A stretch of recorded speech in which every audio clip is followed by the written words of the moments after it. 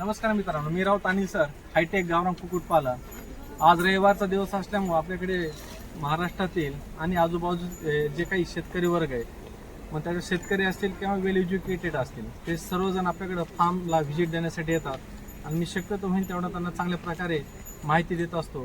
तर आपले आविष्कार कोचिंग क्लासेस जी एक नावाजलेली आहे मराठवाड्यामध्ये, त्यांचे खंडागळे सर आहेत किंवा देऊळगाव राजन आलेले हे आमचे मित्र आहेत. पारगावच्या गावाहून आलेले मित्र आहेत. त्यांना आज आपण पूर्ण फार्मविषयी माहिती दिलेली आहे आणि त्यांना सविस्तर बिझनेस कसा आहे काय ते त्यांना माहिती सांगितलेली. खंडागळे सर, कसं वाटलं तुम्हाला फार्म?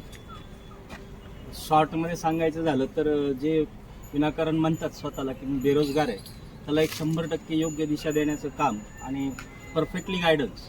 म्हणजे मला असं वाटतं की राऊत सरांविषयी असं म्हणावं, एकमेका सहाय्य करू अवघे होऊ श्रीमंत, हे धोरण सरांनी अवलंबवलेलं आहे आणि ते डेफिनेटली तरुण पिढीसाठी खूप चांगलं आहे. देऊळगाव राजन आलेले आहेत आमचे मित्र, जालना जिल्ह्यातून. सर तुम्हाला कसं बुलढाणा जिल्ह्यातून कसं वाटलं सर फार्म तुम्हाला? एकदम व्यवस्थित माहिती मिळाली आणि प्रत्यक्ष पाहणं हे खूप गरजेचं असतं आणि त्यांनी जी माहिती दिली त्याच्यामधून आम्हाला आमच्या फार्मवरती 100% त्याचा फायदा होईल आणि त्यांच्या मार्गदर्शनाखाली सुरुवात करत आहोत. सर कसं वाटलं तुम्हाला? एकच नंबर फॉर्म, एकदम कमी जागेमध्ये, खराब जागेमध्ये चालू केलेला हा मी पहिला फार्म बघितलेला आहे, जो अतिशय सुटसुटीत आणि चांगल्या पद्धतीने डेव्हलप केलेला आहे. आणि खरंच बेरोजगारासाठी हा, जर कोणी रोजाना जात असेल किंवा कशानं जो डेव्हलपमेंट करायचं असेल त्यांना या ठिकाणी यायला पाहिजे, एकदा व्हिजिट द्यायला पाहिजे आणि ट्रेनिंग घ्यायला पाहिजे सरांकडून. त्यामध्ये त्याला खूप काही शिकायला मिळतं. एकच नंबर, सुपर. सरांना खूप खूप वेल डन. धन्यवाद. सर तुम्हाला कसं वाटला? मी जे फार्ममध्ये कोंबडे आणि दुसरे जे आर्थिक उत्पन्न मी तयार केलेले आहेत, शेवगा असं, फळझाडे असतील किंवा जर्मन शेफर्ड असतील, ते तुम्हाला कसं वाटलं? किंवा शेतकऱ्यांना एका ह्याच्यातून उत्पन्न न काढता चौबाजून उत्पन्न काढलं तर त्याचा कसा फायदा आहे? केले अगदी एकदम योग्य आहे की जेणेकरून आपण पोल्ट्री फार्ममध्ये जरी थोडे मायनस आलो तरी चिक्कू संदर्भात, शेवगा संदर्भात कोणत्या ना कोणत्या स्वरूपात तुम्हाला ते उत्पन्न मिळू शकतं. त्याच्यामध्ये आपण त्यामध्ये मायनस येऊ शकत नाही. आणि हे बाकी शेतकऱ्यांनी हेच लक्षात घ्या पाहिजे, फक्त एक फळबाग करण्यापेक्षा त्या फळबागमध्ये इतर काय आणि करता येईल, की पोल्ट्री करता येईल, त्यात गावरान कोंबड्या आपण फोडून त्यापासून उत्पन्न घेता येईल.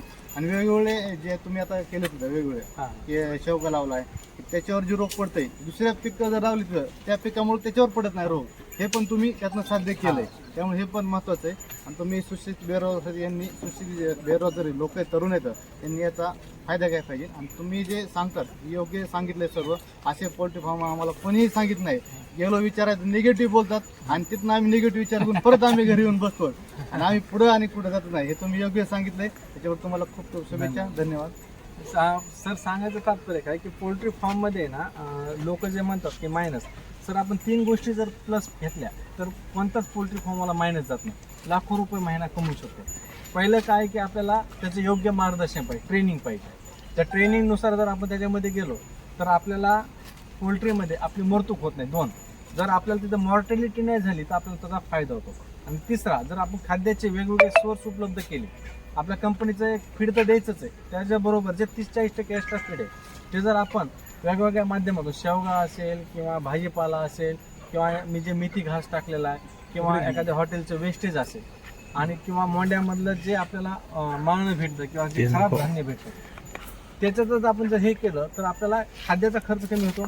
ट्रेनिंग घेतल्यामुळं आपल्याला त्याची माहिती मिळते आणि आपल्याकडं मॉर्टॅलिटी होत नाही, म्हणजे मरतूक होत नाही. त्या 3 गोष्टी जर केल्या तर आपण चांगल्या प्रकारे पैसा कमवू शकतो. आता माझ्या फार्मवर ना 4 महिने झाले एकही कोंबडी मिळली, म्हणजे मी माझ्या अनुभवावरून सांगतो.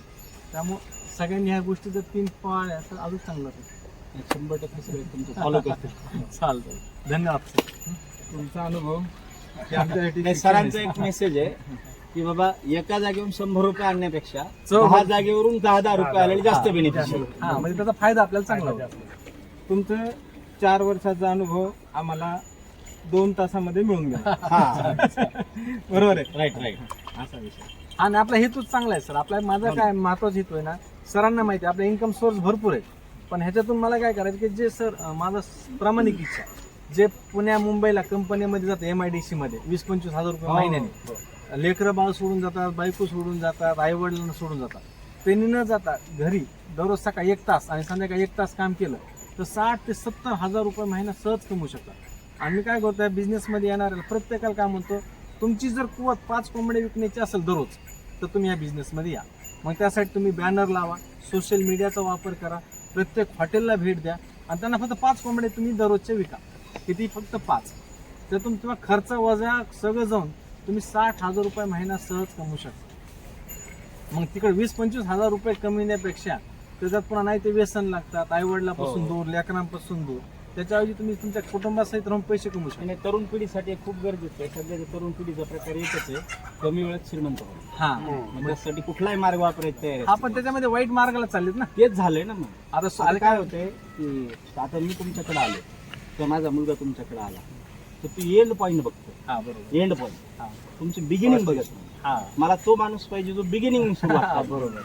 मग राईट त्यासाठी- त्याने तिथून सुरू केलं पाहिजे. मग त्यासाठी ना प्रॉपर ट्रेनिंग घेणं, त्याचं व्हॅक्सिनेशन कसं असते, त्याची मृत्यू काय होते, कोणते रोग येतात, मग ते रोग न येण्यासाठी काय काय करायला पाहिजे, ह्या जर गोष्टी केल्या आणि एकदा सर एका बिझनेसमध्ये उतरलं की ऑटोमॅटिक दुसरे बिझनेस तयार होतात. तर त्याला पैशाची लालच लागते. माझा याच्यात एक आणखी फेवरेट बिझनेस आहे तिथे अजून माझा बरं बरं. तिकडे पालन मच्छीमार. मग हे ऑटोमॅटिक होऊन जातं ना सर. नंतर एका बिझनेसमध्ये माणूस आला की दुसरे बिझनेस ऑटोमॅटिक तयार होतो. आता हे आमच्या क्षेत्रामुळे आम्हाला घुसता येईल ना, मग ते हळूहळू मी साध्य करणार कसं ना कसं. ताई तुम्हाला कसा वाटला फार्म? खूप छान, हा, खूप छान. हे आमच्या खंडाळे ताई येतात, त्यांनी आज आमच्या फार्मला आल्यात. त्यांच्या त्यांची इच्छा त्यांच्या शेत जी डेव्हलप करायची, तर खरंच इमानदारी सांगा कसं वाटलं. खूप छान सर. कारण की हे पूर्ण महाराष्ट्रातील लोक बघणार आहेत तुम्हाला, म्हणजे जे आहे ते खरं सांगा. काय काय मला खूप आवडला शेवगा. तुम्ही कसं उत्पन्न घेणार हे माझ्या लगेच लक्षात आलं, कारण मी पण एक व्यापाऱ्याचीच मुलगी आहे, त्यामुळे मला बाकी सगळ्या गोष्टी लगेच लक्षात आल्या आणि खूप छान वाटलं सर मला. मला तुमच्या तिचे आई वडील फार्म शेळ्यांचा व्यापार करतात. असं ना. छान. त्यांना लाईफमध्ये जे कमवलं सगळं ते शेळ्यांचा व्यापार आहे.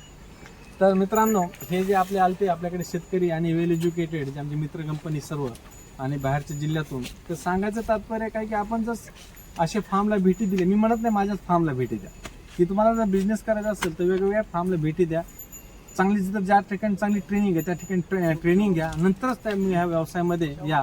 फक्त तुम्हाला एकच अट आहे की तुमच्याकडून 5 कोंबड्या दररोज विकल्या गेल्या पाहिजे, तेवढी तुम्हाला मार्केटिंग करता आली पाहिजे. धन्यवाद.